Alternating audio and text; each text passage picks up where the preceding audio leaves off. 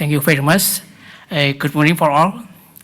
I'm really honored to have a chance and invited to this very prestigious forum to talk about 5G.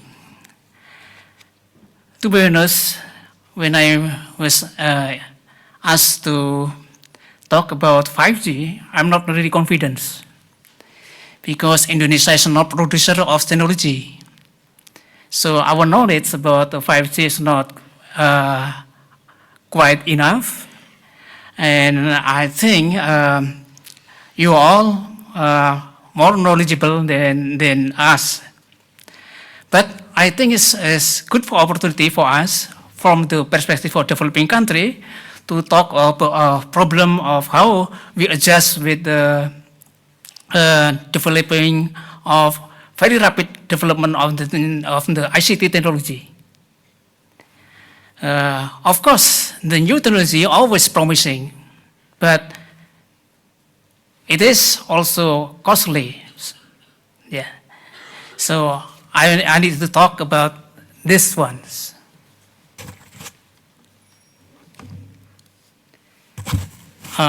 This, because time limit, I've tried to skip this one. And why should we have adopted 5G while 2G still exists and 3G still exists, and we just introduce 4G LTE? These our questions. But of course, we are sometimes questioning, do our policy is directed by our people, our consumer, or directed by new technology, new rapid development of technology? This is big question in mind of many people in Indonesia, and are now still debating about that.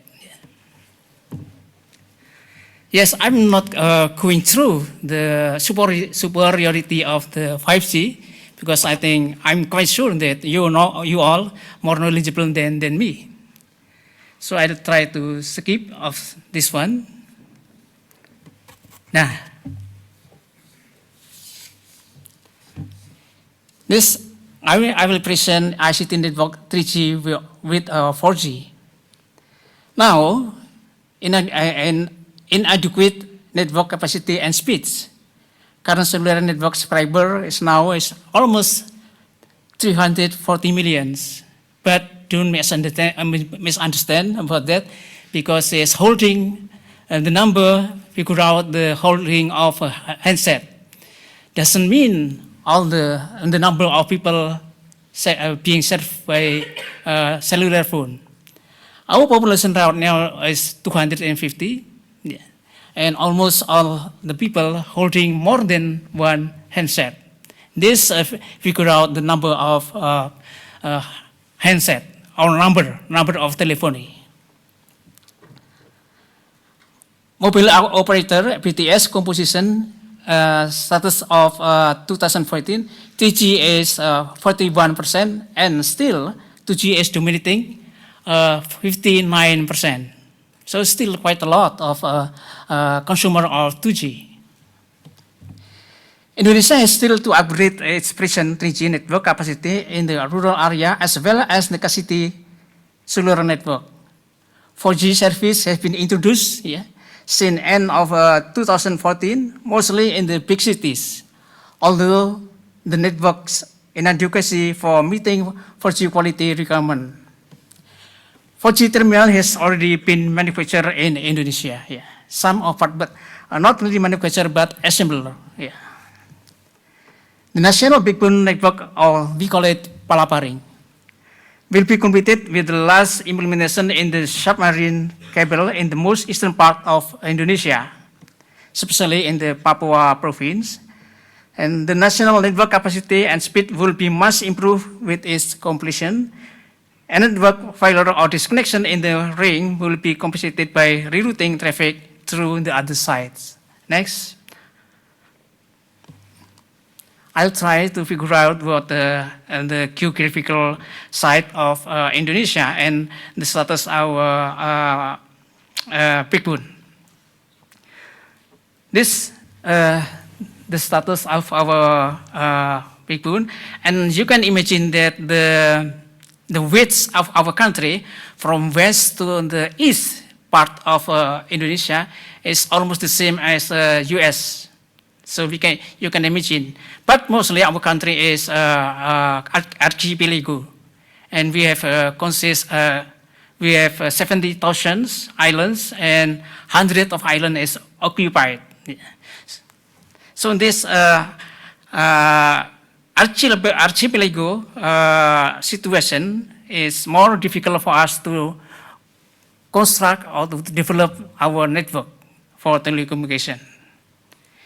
This, the blue line is existing fiber optic by operator, mostly developed, constructed by operator. And the next is fiber optic planned by operators. And the yellow one is fiber optic planned by MCIT.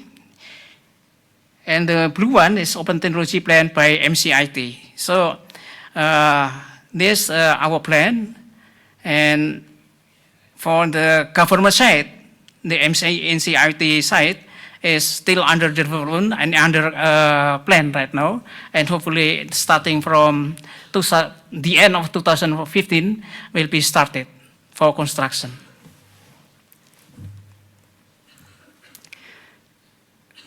So I think I will skip the characteristic of 5G. I think it's more, I think we all quite understand about this. The promise on the superiority of 5G compared to existing 3G or 4G. Yeah, this promise of 5G. Now, I will focus on the challenge for adopting the 5G. I think it's quite relevant to Indonesia as a developing country. We consider that technology is not mature yet, and maybe it's not completely defined yet. So there are still some uncertainty or also risk for the technology. And we are facing also limited of human resource and budget for research and development. And because of that, I think we have to pooling the resources from any party, including the private sector, so government and society, to do the research together and to watch and monitor the development of new technology. High possibility to fall in technology dependency trap, because it is product of radical change of technology. It is windows. It is also window opportunity to take part in the production system of 5G. This is our dream, because in the 2G and 3G and 4G, until now, we consider Indonesia is not taking part of the production system. We just consume our technology and also consume the product of the technology from other countries. And time it's in some extent it will deteriorate our national bill of payment. Yeah, of course, to take a part of the production system of the new technology, we have to conducting this 5G need big efforts and need focus on substantial component. And the next, about the technology challenge, is additional cost of social learning in adopting new 5G technology, because there are quite a variety of the level of state of development of our society. So this needs some public education to have readiness to use new technology, or in this case, it's 5G technology. And then I will talk about infrastructure challenge. The first is high switching costs due to unuse of most existing infrastructure. if I got if the information is not wrong, the new existing infrastructure mostly will be unused because it's to me it's kind of a radical change on the technology. So it means what I think is about the handset held by our people will be unused. So they need to buy new one to join in the new technology, 5G technology. Say, I think the social cost is 7 in this case. And then about infrastructure is about, just I told you that a limited fiber optic backbone in our country. So we still in the initiation to develop palaparing. The next is social challenges. The use of ICT is more consumptive rather than productive right now, until now. So we consider that ICT use in Indonesia is still for entertainment, not for productive use. So that needs a specific challenge for us to educate our people and to able to educate themselves to use the ICT technology productively. This I just told you about the Indonesia's archipelago. So this contains almost 70,000, and it's very more difficult for us to serve better infrastructure for all the islands.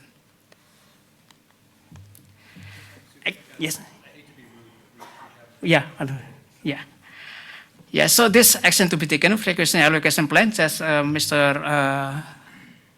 Vladimir talking about, we will choose the higher than 6 to strengthen our local player, coordinate and collaborate among stakeholders, 5G gradual implementation, public education for productive use of backbone, promote even innovative business model, and promote creative industry and application and content, and regulatory and policy adjustment. Next, just one slide. Also, this adoption strategy. Adoption will be initiated if switching costs can be covered by the future benefit based on rational economic adjustment. And the next, social and industrial readiness should be prepared. I thank you very much.